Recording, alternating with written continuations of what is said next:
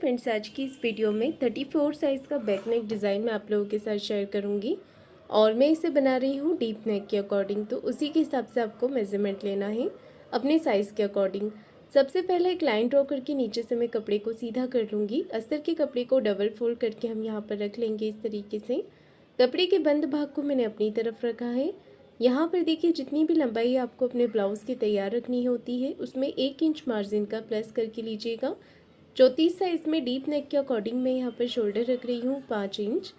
यहाँ से भी 5 इंच पर मार्क करेंगे और आर्म होल लेने हैं हमें 5.5 इंच। इस तरीके से मैंने यहाँ पर मार्किंग कर ली है। अब मैं ले रही हूँ चेस्ट का 4th पार्ट। चेस्ट का चौथा भाग लेंगे 8.5 इंच। 1.5 इंच का मैंने एक्स्ट्रा लिया है मार्जिन अगर आप चाहें तो 2 इंच भी ले सकते हैं। इसके बाद हाफ इंच बाहर की तरफ इस तरीके से लेते हुए तिरछी लाइन बनानी है और बाहर वाली लाइन से ही आर्म होल की गोलाई देंगे। कमर का मेजरमेंट लेंगे। कमर है 28 इंच, उसका चौथा भाग होगा 7 इंच। 1.5 इंच एक्स्ट्रा मार्जिन और 1 इंच एक्स्ट्रा और लिया है कमर की प्लेट्स के लिए। तो मैंने यहाँ पर मार्किंग कंप्लीट कर ली है। इसके बाद मैं इसे कर रही हूँ कट। तो इस तरीके से हमने इसे कट कर लेना है।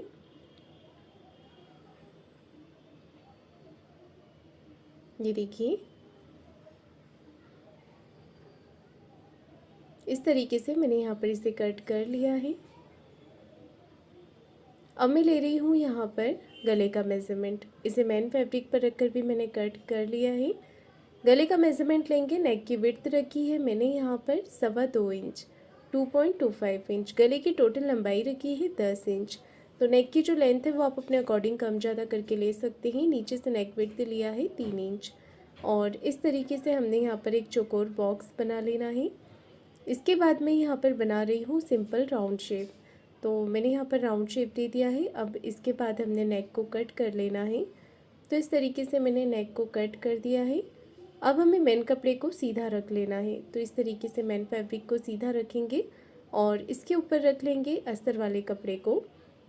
इस तरीके से अच्छे से बराबर करते हुए हमने यहाँ पर रख लेना है और पिन के साथ इसे अटैच कर देंगे।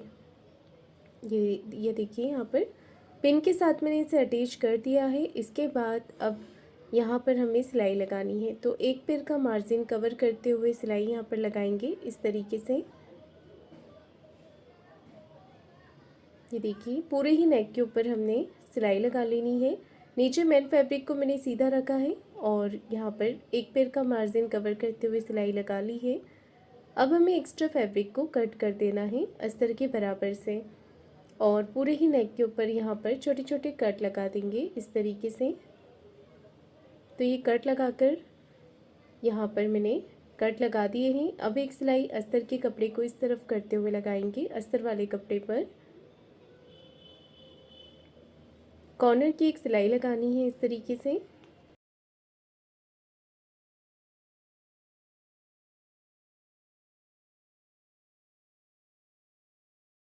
सिलाई लगाने के बाद मैंने इसे पलटकर अंदर की तरफ से कर दिया है। इसके बाद में यहाँ पर एक कॉर्नर की सिलाई लगा रही हूँ फिनिशिंग की गले के ऊपर।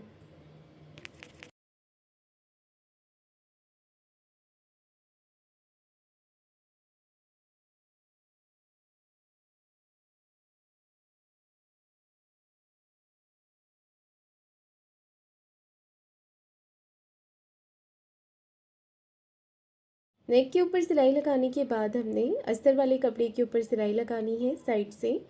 ये वाली सिलाई लगाते समय आप हाथों से यहाँ पर फिनिशिंग करते जाएं ताकि अंदर की तरफ कोई भी सल या क्रीज बिल्कुल भी ना आए। इस तरीके से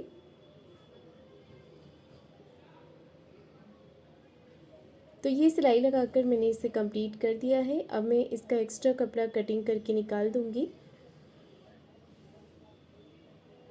नीचे कमर की तरफ किनारी वाला पार्ट है तो मैं इसे कट नहीं कर रही हूँ। अगर आप कमर पट्टी लगा रहे हैं तो इसे कट कर सकते हैं।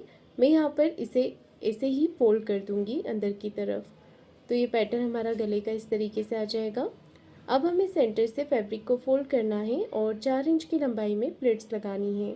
तो दोनों ही तरफ इसी तरीके से यहाँ पर हम प्लेट्स लगाएंगे। इसके बाद अब मैं नीचे की तरफ बॉर्डर को फोल्ड कर दूंगी। तो ये जो किनारी वाला पार्ट है वो अंदर की तरफ फोल्ड हो जाएगा इस तरीके से। तो ये गला मेरा कंप्लीट हो गया है। अब मैं इसके ऊपर लेस के साथ डिज़ाइन बनाऊंगी। तो सबसे पहले हम इसे इस तरीके से डबल फोल्ड कर लेंगे और चौक से यहाँ पर मार्किंग करेंगे जैसा हमें डिज़ाइन बनाना है। तो यही मार्किंग मैं दूसरी तरफ से भी ले रही हूँ। एक जैसी ही मार्किंग आनी चाहिए यहाँ पर। और ये जो सेंटर में डिज़ाइन बनेगा यहाँ पर हमें कुछ इस तरीके से मार्किंग कर लेनी है।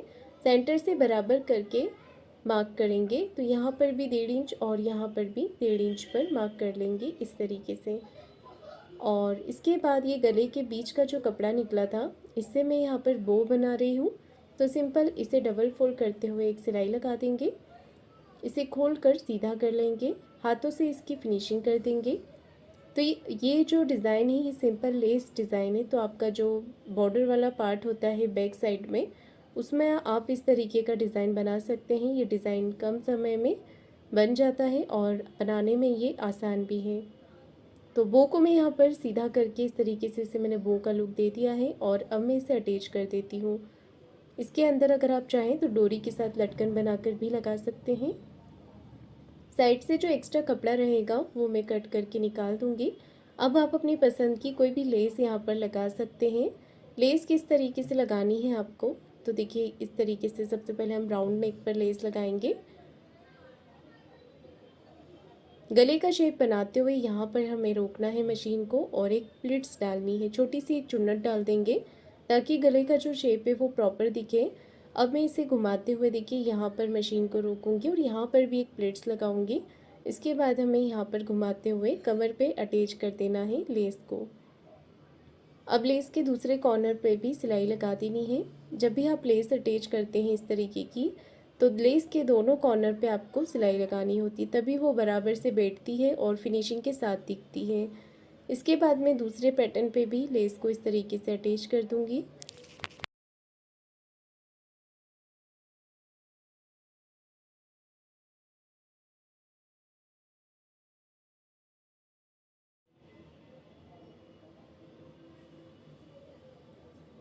इसी तरीके से मैंने यहाँ पर भी लेस को अटैच कर दिया है। अब हमें ऊपर वाले पार्ट पर लेस अटैच करनी है। तो यहाँ से हमने लेस को लेना है और इस तरीके से लेस को, जैसा हमने मार्किंग किया हुआ है मार्किंग के बराबर से लेस को अटैच करेंगे। लेस के दूसरे कॉर्नर पर भी सिलाई लगा देंगे यहाँ पर। और जो गले का दूसरा भाग है वहाँ पर भी लेस को अटैच कर देना है।